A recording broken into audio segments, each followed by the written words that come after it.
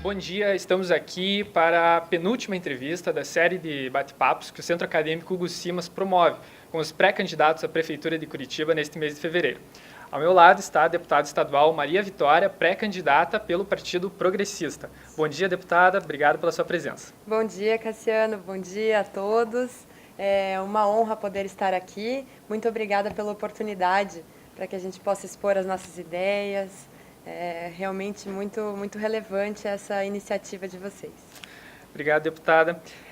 Para explicar para quem está em casa como é que vai funcionar essa entrevista, basicamente a gente tem um primeiro bloco agora com 5 minutos de perguntas sobre a trajetória política e a biografia da pré-candidata.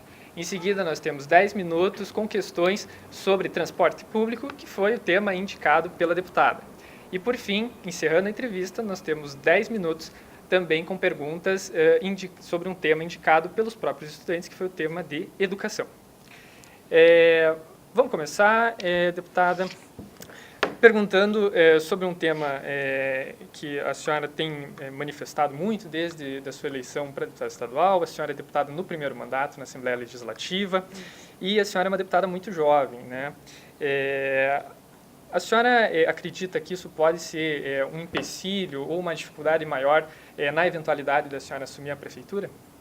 Olha, de maneira alguma. Eu acredito, Cassiano, que juventude é um estado de espírito, né? Tem muitas pessoas que têm mais idade e são jovens. Eu acho que a juventude é necessária pela vontade que a gente tem de aprender, a vontade que a gente tem de inovar, de fazer a diferença. Eu acho que a juventude, pelo contrário, pode colaborar muito. Claro que associada, né, sempre com especialistas, pessoas que têm sabedoria, que possam compartilhar todo esse conhecimento para que a gente possa fazer um trabalho bacana. Uhum.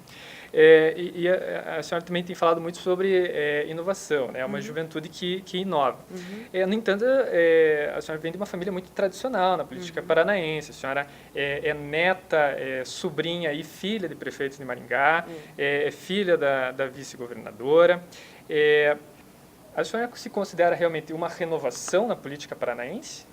Olha, isso é muito relativo, né? Com certeza, apesar de vir de uma família de políticos, ter nascido na política, né? A gente fala lá em casa que quando eu era pequenininha, a conversa, enquanto eu engatinhava embaixo da mesa, era política, né? Então eu nasci nesse mundo e com certeza isso traz uma grande vantagem, porque toda a experiência vivenciada pelo meu avô, tios, mãe, pai, contribui muito. Mas é claro que cada um é diferente do outro, né? Temos visões, temos posicionamentos diferentes e então é uma combinação de tudo isso. Então, com certeza, é uma inovação também, é uma renovação política.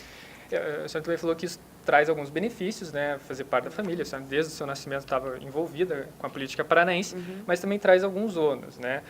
As opções, às vezes, do seu pai, da sua mãe, do seu tio, às vezes a população também cobra da senhora como deputada, né? Recentemente, a gente teve o caso da proposta orçamentária para esse ano, em que o deputado Ricardo Barros era o relator do orçamento, e ele propôs um grande corte no Bolsa Família, né? A senhora se posicionou de uma maneira forte, enfática, afirmando que realmente aquele corte era necessário e que o programa Bolsa Família era um programa assistencialista, na sua visão e tudo mais. A senhora foi muito criticada por isso e também porque, ao mesmo tempo que a senhora criticou esse programa, a senhora faz parte da base de apoio do governador Beto Richa, que recentemente aprovou o auxílio moradia para os juízes, né? A senhora acha que há uma incoerência nesses pontos de vista? Olha, Cassiano, quem acompanha as minhas redes sociais, se você der uma olhada, eu postei há muito tempo atrás, antes do meu pai se posicionar dessa maneira em relação ao Bolsa Família, uma frase da Júlia Lícia, que a pior ditadura não é aquela que usa a força, né, mas que impõe as próprias necessidades do ser humano. Realmente é um posicionamento meu, né? Eu, enquanto escrevi para o Ismael Moraes, coloquei isso, né, num artigo, dizendo o meu posicionamento, o meu ponto de vista em relação a isso. Eu sempre fui contra o governo assistencialista. Eu acho que você tem que investir em educação, ensinar o cidadão a andar por suas próprias pernas, a pescar ao invés de dar o peixe, né? E realmente esse furo que tinha de 30 bilhões e meio no orçamento, não seria um corte total do programa Bolsa Família, que de fato as pessoas que estavam na miséria conseguiram, né, ter uma vida digna, ter uma assistência, e isso eu sou favorável. Eu só não sou favorável como um auxílio de renda. Então, você já tem uma renda, você tem o auxílio do Bolsa Família, e esse dinheiro poderia estar sendo investido em outras áreas, né? É somente isso o meu ponto de vista, não é contrária ao Bolsa Família, mas sim ao excesso. Por exemplo, 2 bilhões estavam ainda na conta de pessoas que têm o cartão, mas nunca foram buscar o dinheiro. Então, são irregularidades do sistema que tinham que ser consertadas. Mas, por outro lado, o auxílio moradia para os juízes é algo que a sociedade, de modo geral, considera algo quase imoral. Qual é a sua visão sobre isso? Olha, é um assunto muito delicado, né? Eu pessoalmente, acredito que os juízes têm um bom salário, né? E que talvez, por exemplo, quando você é deputado federal e a sua mulher também, você tem o auxílio moradia e a Câmara não permite que os dois tenham esse auxílio, né? Já no Poder Judiciário não existe isso, né? Os dois podem ter esse auxílio. E isso é uma incoerência do sistema. São coisas que a gente precisa consertar ao longo do tempo. Mas então, se hoje a senhora fosse, se houvesse uma votação, por exemplo, para auxílio moradia, para os juízes ou outras categorias que também têm uma remuneração muito boa, a senhora seria favorável ou se posicionaria de modo contrário a uma iniciativa como essa? Olha, eu com certeza me posicionaria contrariamente a isso por saber que esse dinheiro, na verdade, é uma divisão, né, entre os poderes. Tem um orçamento para cada poder. E se couber dentro do orçamento daquele poder e for da vontade deles, a gente também fica de mãos atadas, né, para escolher para que exatamente eles vão destinar a verba. Certo. A sua biografia também é marcada por um bom período fora do Brasil, né? A senhora estudou muito tempo na Europa e tal.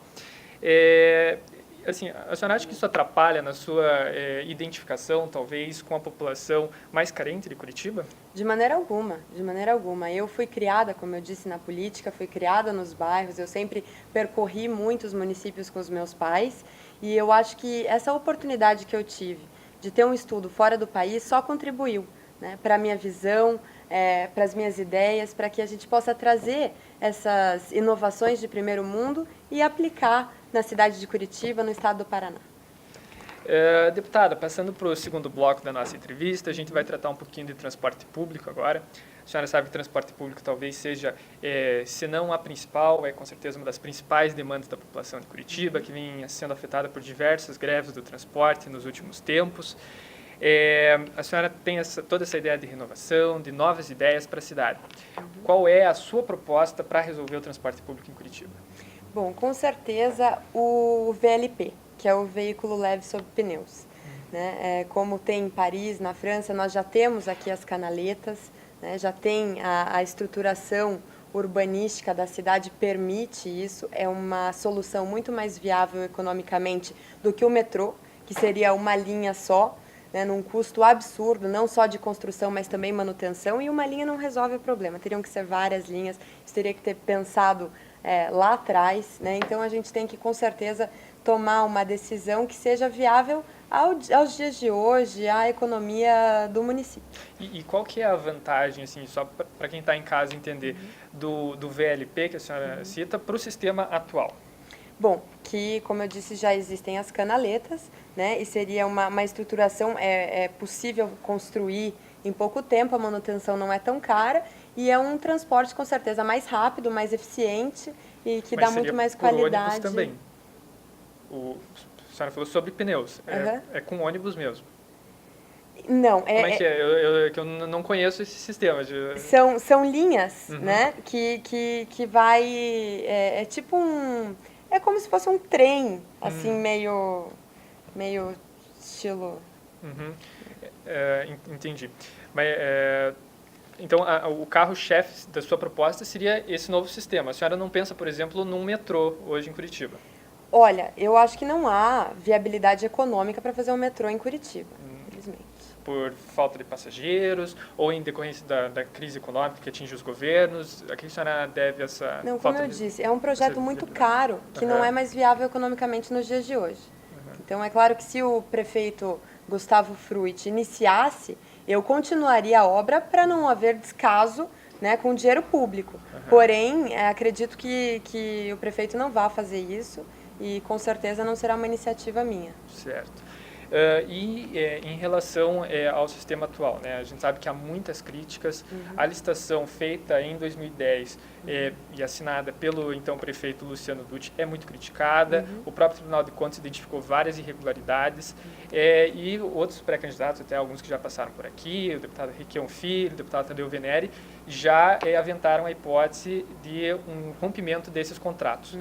Qual que é a opinião da senhora sobre esses contratos? Olha, eu não romperia, né, o contrato, mesmo porque isso causaria um grande caos, né, na cidade, sem ônibus, e eu acho que não é a solução. Não dá para você dizer, olha, não quero mais. As coisas não funcionam assim, infelizmente, é tudo muito burocrático.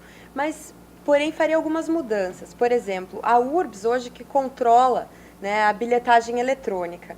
Na verdade, esse fundo vai para o FUC, que é o Fundo de Urbanismo de Curitiba. Teria que ter um fundo do transporte coletivo, né, para que esse fundo seja muito transparente, acessível à população, né, e cobrado por quilometragem, porque aí é uma coisa mais clara, mais transparente, né, o contrato, honrar sempre o contrato, fazer o pagamento e a sobra, né, se houver, fazerem novos investimentos dentro do próprio sistema, né? Melhorar a qualidade dos ônibus, enfim.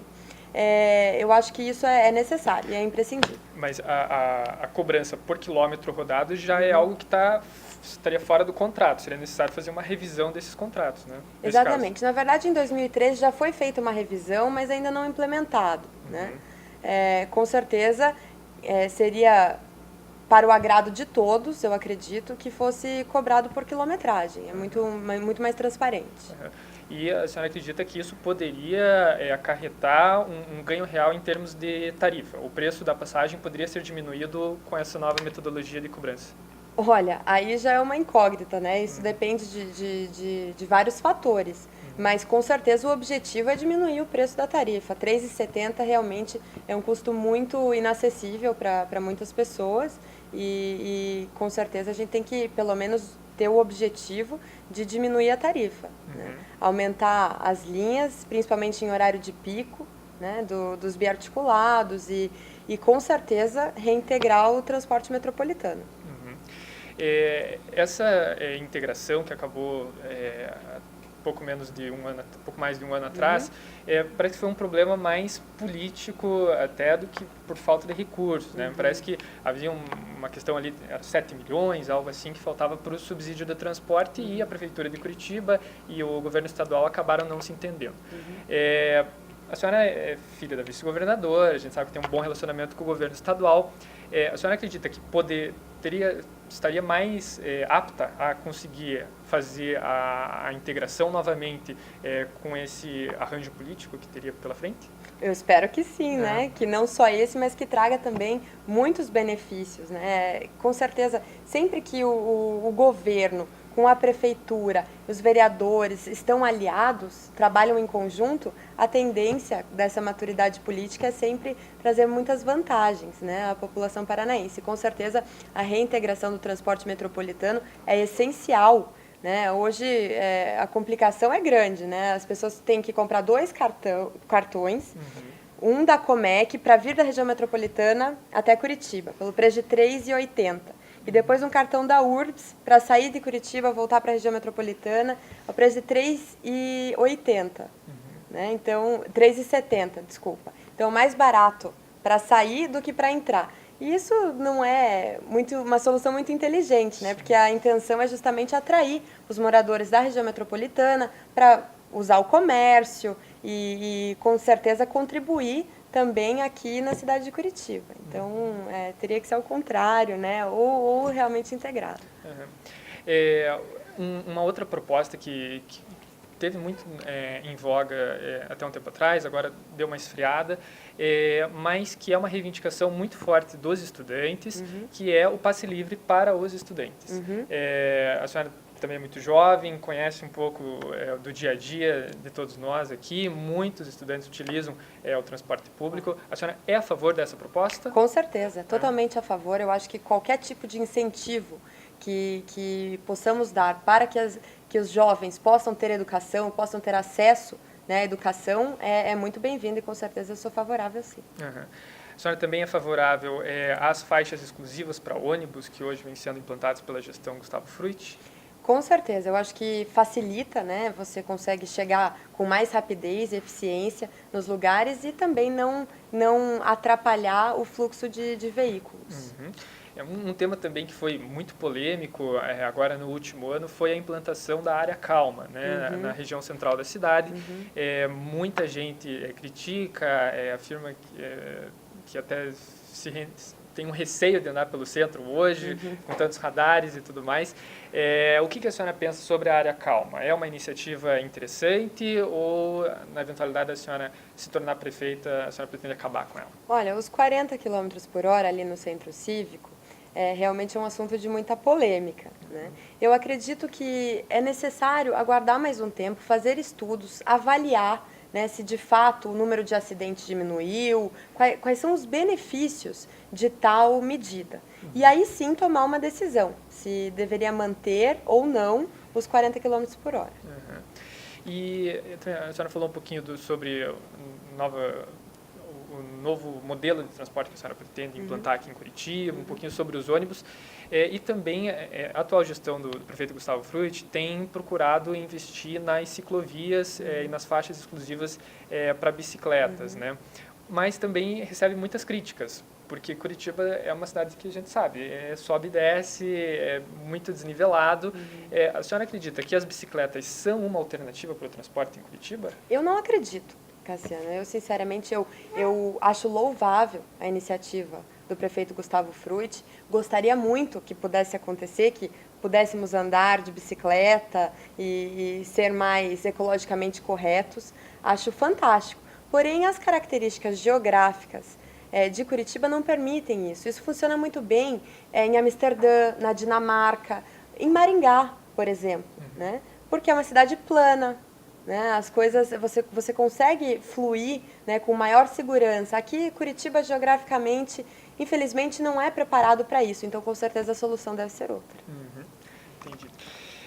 Deputada, passando para a parte final da nossa entrevista, a gente vai conversar um pouquinho sobre educação, que foi o tema indicado pelos estudantes. Sei que a senhora tem uma atuação forte nessa área, né? Tem muito gosto por isso. Na sua campanha para deputado estadual foi uma das suas bandeiras, né? Melhorar a educação no Estado. Por outro lado, no início do ano passado, houve um grave conflito, né, entre professores e o governo estadual, envolvendo especialmente questões relativas à Paraná Previdência, né?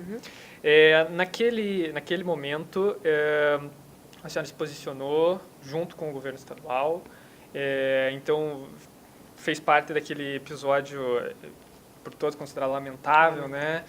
Tanto do dia 29 de abril, como também já em fevereiro, né, naquele episódio em que os deputados tiveram que entrar de camburão na Assembleia.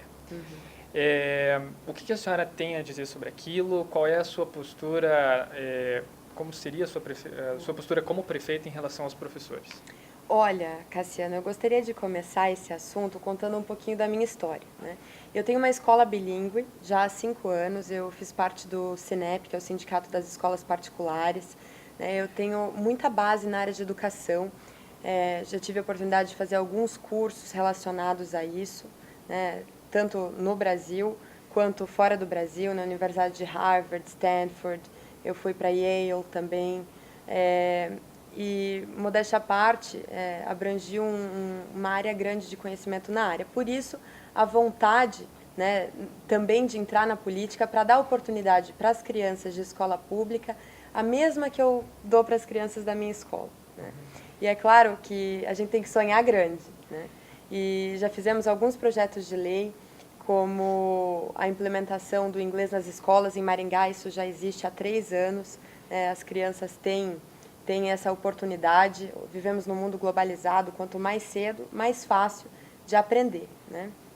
Então, em relação ao episódio de 29 de abril, foi um pacotaço que, na verdade, houve um desgaste político muito grande e depois o governador voltou atrás, né? Acabou dando os 8,17 de reajuste salarial, a questão da Previdência, tudo como deveria ser, né? Foi uma falta de habilidade política, eu acredito, lamentável a ocasião e, com certeza, se eu tiver a oportunidade de ser prefeita de Curitiba, eu acho que respeito, uma capacitação para os professores é essencial, né?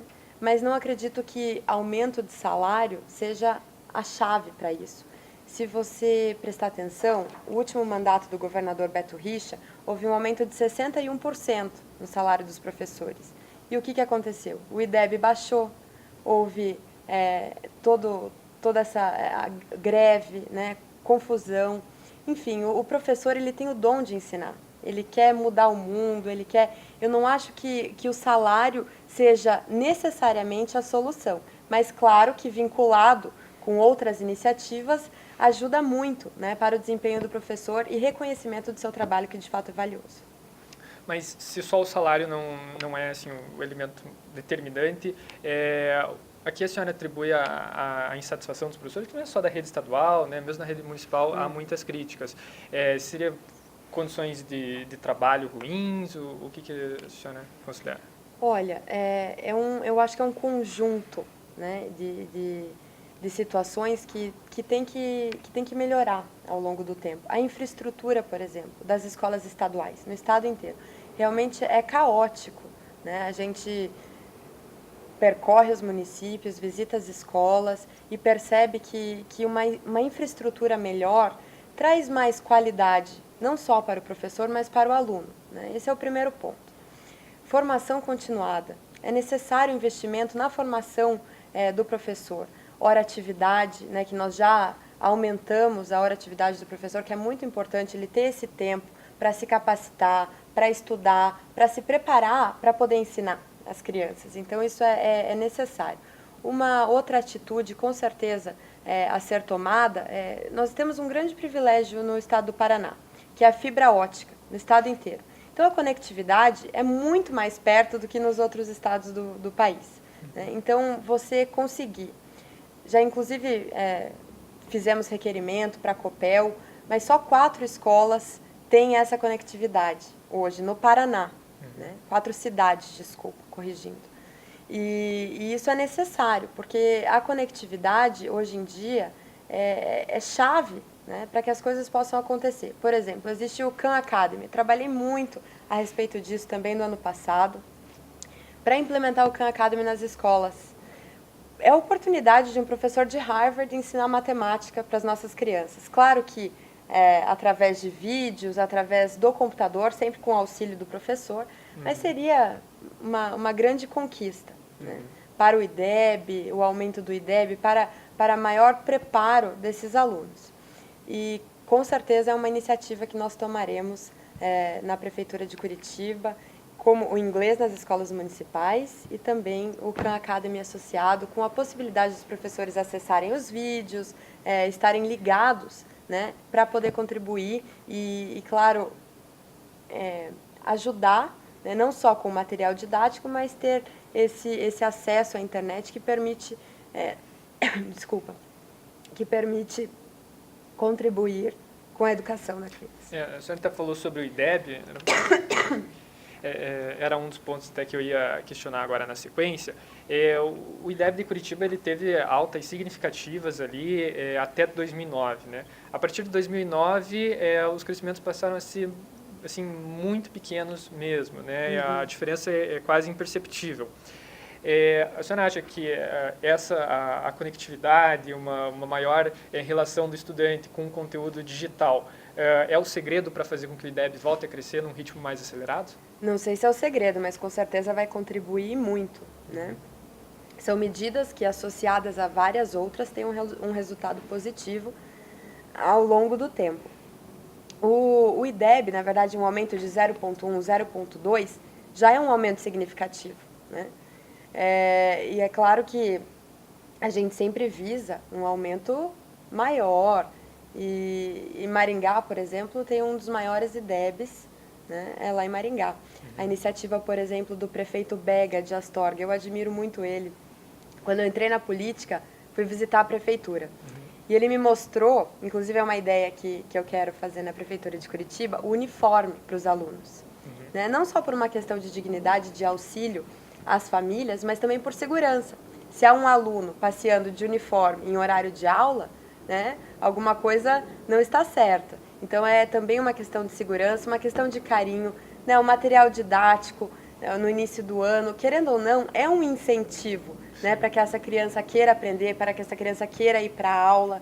E isso, na verdade, sempre foi um incentivo para mim. Enquanto criança, eu adorava ir fazer as compras de começo de ano e chegar já preparada com o meu nomezinho. Um carinho, né? E com certeza a gente tem que prezar essas atitudes que vários prefeitos já tomam. Também vamos tomar aqui em Curitiba. Deputada, uma das grandes carências na educação em Curitiba hoje está relacionada às creches, né? As creches.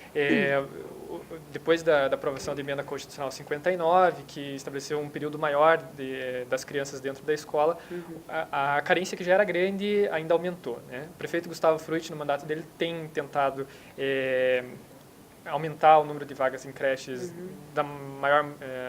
no maior número possível, mas tem se queixado muito da falta de recursos, tanto do governo estadual como do governo federal, para apoiar essa construção. Hoje, há uma estimativa de que faltam cerca de 10 mil vagas em creches em Curitiba. Como aumentar essas vagas? Então, na realidade, Cassiano, de acordo com o Ministério Público, tem 10 mil na lista de espera.